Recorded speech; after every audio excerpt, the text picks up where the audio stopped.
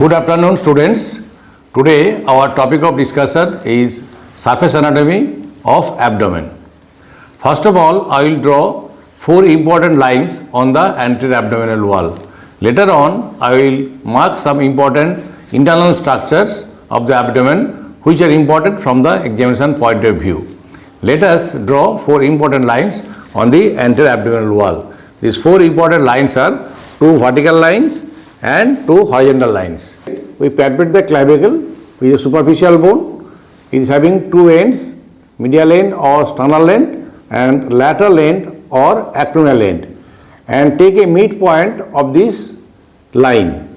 This is the more or less midpoint of the line joining the 2 points of the clavicle, and below we will palpate the anterior superior iliac spine. How to palpate? This is the iliac crest, and I will proceed forward up to the anterior end of this iliac crest, where I will get this pointed point is the anterior superior iliac spine, and here is the symphysis pubis and the midline, and this line I will join these 2 points, and midpoint of the line joining the 2 points will be the mid-inguinal point here. This is called mid-inguinal point, but never be confused with the midpoint of inguinal ligament.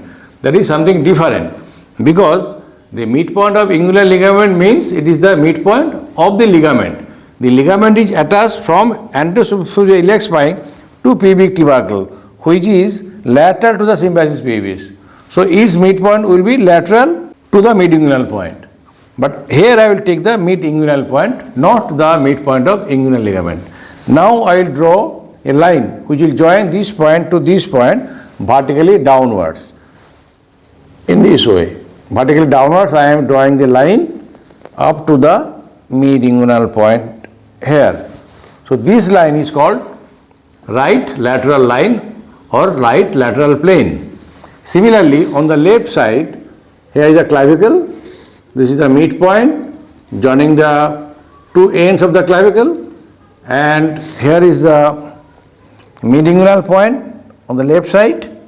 Now here also I will join these 2 points vertically downwards up to the mid-inguinal point of left side.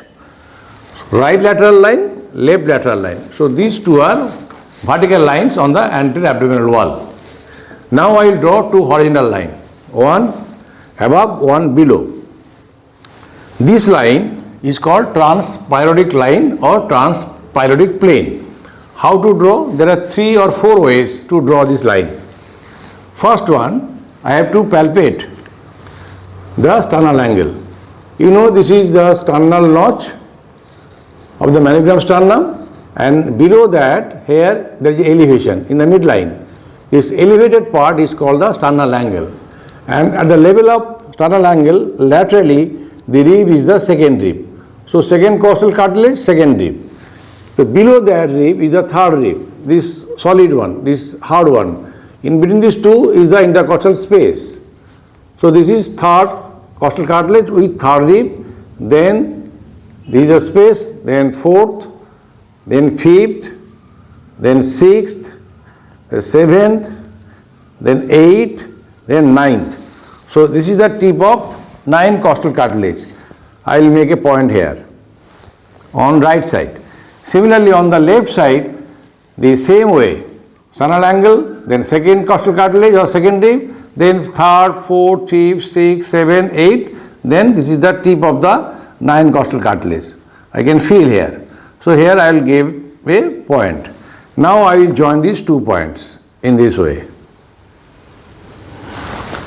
Another way of drawing this line, if I take a hand's breadth of that person on, I am drawing the trans-periodic plane, is hand's breadth from the gipsternal joint up to this, and you see here this line corresponds. That means this drawing is corresponding with the hand's breadth from the gipsternal joint. Third way, if I take a point at the gipsternal joint, not the tip of the gyphoid process, it is the gipsternal joint. That means body and gyphoid process, that joint is called gipsternal joint. From that joint up to the umbilicus, if I take a midpoint of these 2, that also will correspond with the transparodic plane. So there are different ways to draw the transparodic plane, and if I proceed or extend this line laterally both sides in this way, and if I extend this line posteriorly back side, and this line will go back here, and this line will cut the junction between L1 and L2 vertebra. So this is the line on posterior side. Here you can see the line passing between the L1 vertebra and L2 vertebra. Another line is called the trans-tubercular plane or trans-tubercular line. How to draw? You know, this is anterior superior iliac spine. This is the iliac crest, this bony part, this is iliac crest, and this is the anterior end, anterior superior iliac spine. I will go backward about 5 cm behind. There is a tubercle here. That tubercle called iliac tubercle of the ilium of the hip bone. So on both sides I will take this point here on the tubercle of the ilium. Here also you will, this is the anterior superior iliac spine, this is the iliac crest, so this is the position of the tubercle. This line is the trans-tubercular line on the trans-tubercular plane. So now we got 4 lines, 2 vertical, 2 transverse. In this way we can divide the anterior abdominal wall into 9 quadrants. Number 1 epigastrium, number 2 right hypochondrium, number 3 it is right lumbar, number 4 it is right iliac fossa, number 5 it is hypogastrium, number 6 it is left iliac fossa, number 7 it is left lumbar, number 8 it is left hypochondrium, and number 9 it is umbilical. So there are 9 quadrants on the anterior abdominal wall. And the important questions from this line, the most important one is the transparodic plane or transparodic line. The question is how to draw. I already told you. Next one, what are the vertebra at the level of this transparodic plane? Answer will be, it is between the L1 and L2 vertebra. That means the lower border of L1 vertebra. And the important landmarks or important structures along this transparodic plane is number 1, that is the origin of superior mesenteric artery. Number 2, the formation of portal vein. Number 3, origin of anal artery. Number 4, the fundus of the gallbladder. Number 5, lower end of the spinal cord. And number 6 is the duodenojejunal flexure. And number 7 is the pylorus of the stomach. Though the name of the line is transparodic plane, but the position of the pylorus, it is not always constant along this line. And the trans-tubercular plane, this one, this line passes along the L5 vertebra on the back.